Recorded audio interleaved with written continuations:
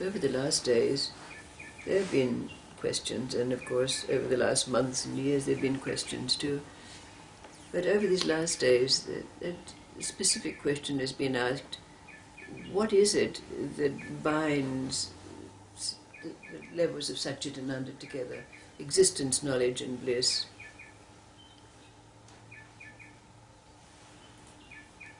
Do you remember that story about Mullah Nasruddin? You know, that time when he was walking down the road in the company of a priest and an imam, and it came to evening time and they were all hungry, but they were all very penurious. But they put together the few coins that they had, and one of them went into town and bought a great slab of halwa, and they came out and divided it and had that for their dinner. But there was one portion of halwa left. Then they decided that whoever had the most edifying, the most uplifting dream throughout the night would get the last portion of halwa in the morning. Well, in the morning, when they woke up, the priest with a very shining countenance, he said, "Oh, through the night I had the dream that I transcended, and I rose up and I spoke to the angels, and the angels escorted me up to the very throne of the Lord himself, blinded with the light." And then the imam said, "Oh yes, well, I dreamt that I made the pilgrimage to Mecca, and there, after circumambulating the blessed stone, I put my lips and kissed it." Well, it came to the mullah's turn, and he said, "Well, through the night I felt a great rumbling, and then I heard a voice, and it said, 'Eat the halwa.'"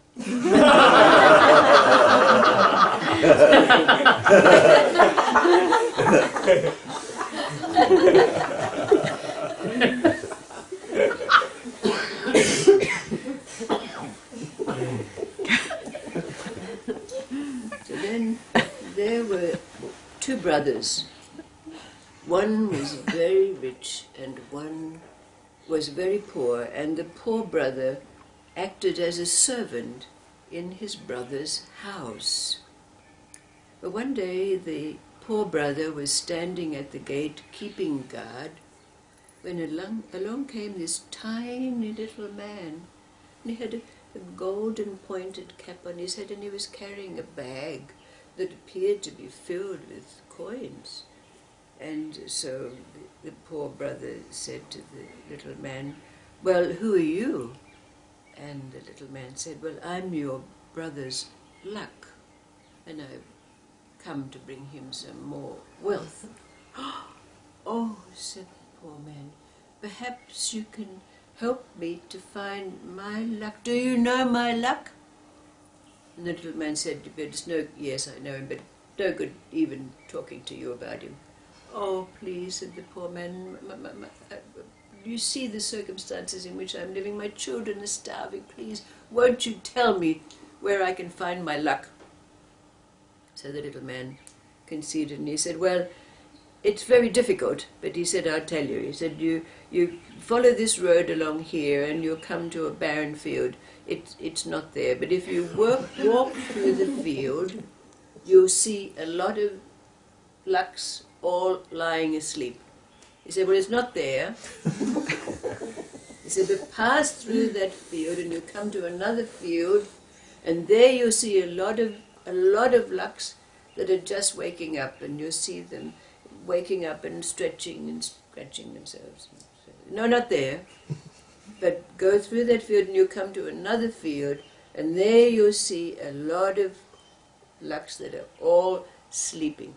Well, the one that's in the deepest sleep and snoring the loudest is your luck."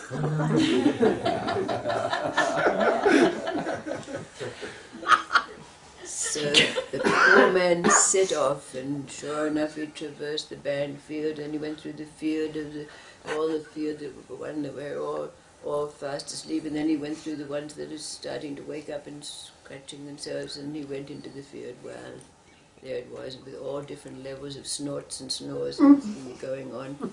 But it wasn't too hard for him to find because they're curled up in a ball, very bedraggled looking Luck, fast asleep, snoring and snorting like you wouldn't believe. So the poor man went up to him, shook him and said, Luck, wake up, please, wake up.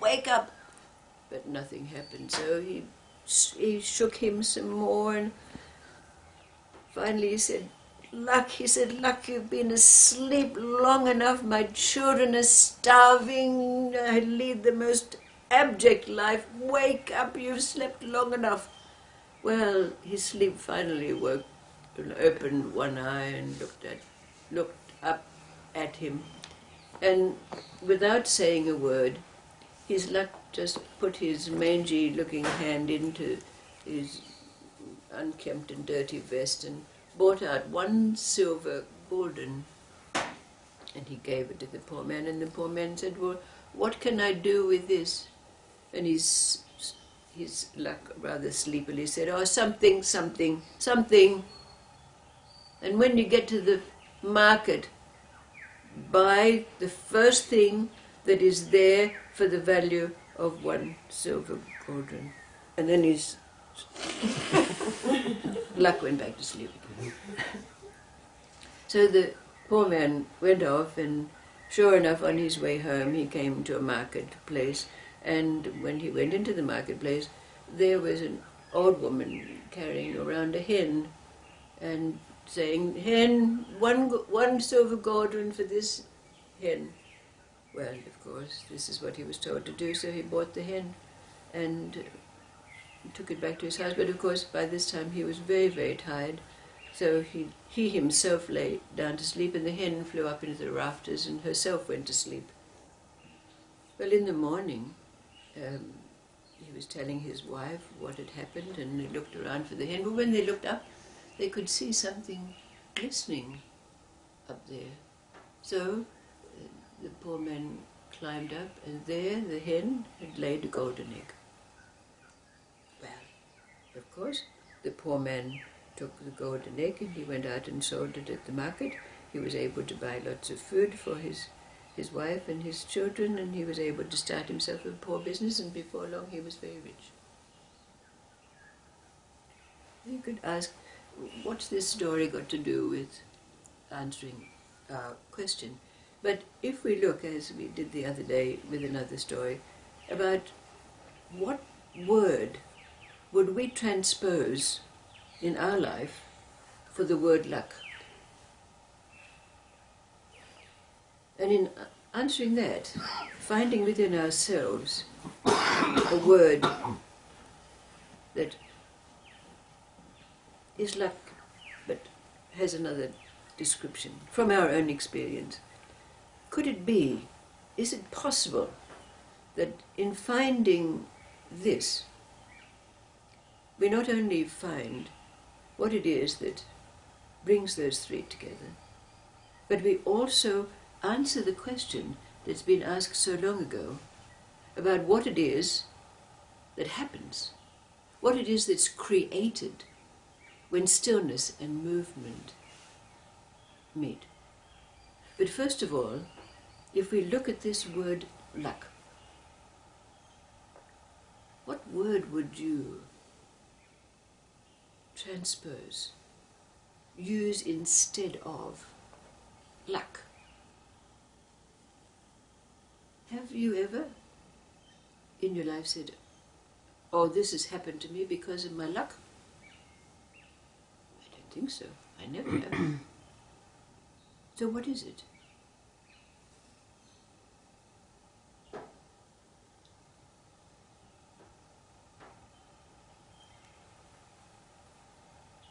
What is it in our life? Blessing.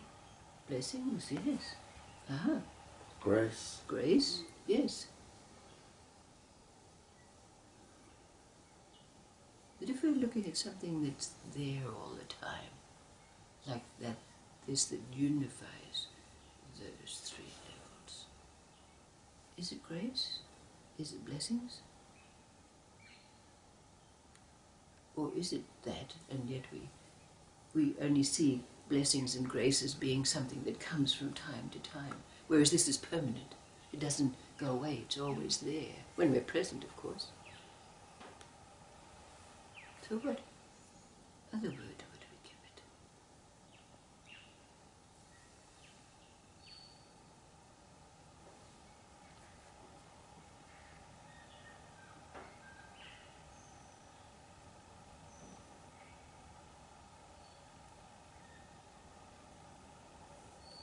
Or could it be that this grace and this blessings, which we've perceived to be sporadic, only coming from time to time, is in fact something permanent in our life?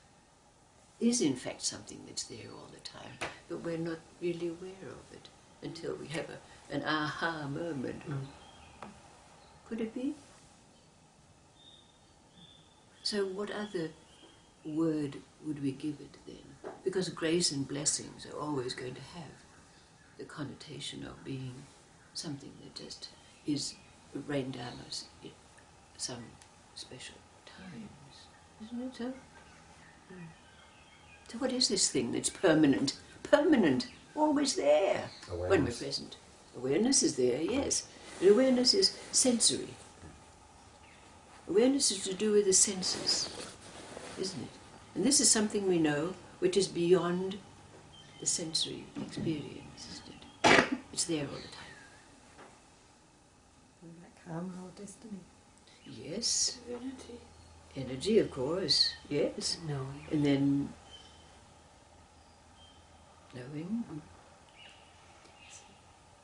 Yesterday I was singing on stage with the homeless Awareness Day, and I had two men either side of me who had absolutely nothing. And what they had was that had just been stolen. And this whole homeless man, Dennis, was singing a song about when you smile. I love to see you smile, it's so beautiful. I just looked at him, he had absolutely nothing but this incredible peace and smile, and it was just, I was touched in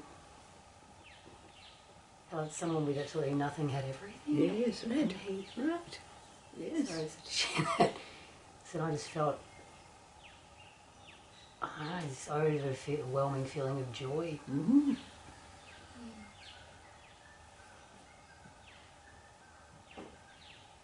What is it? What is it? That when the stillness of our present and the movement of our life meet, and that which is there permanently, that binds together the dimensions of existence, so called.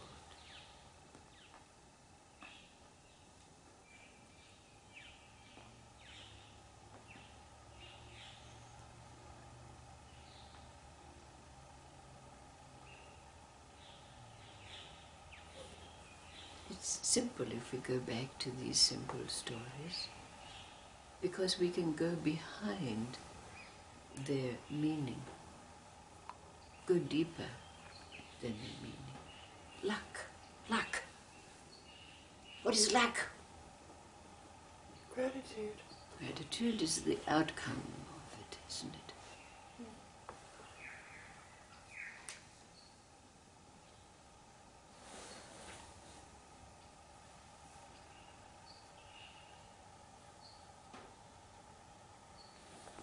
Well, if it's always happening, gratitude would be the recognition of The it. recognition of it constantly, yes.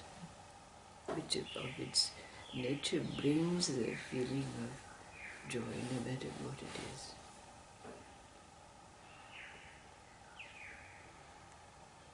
Oh, well, we've got a few more stories up our sleeve. Quicker yet? Yeah, I got a cat stone this morning.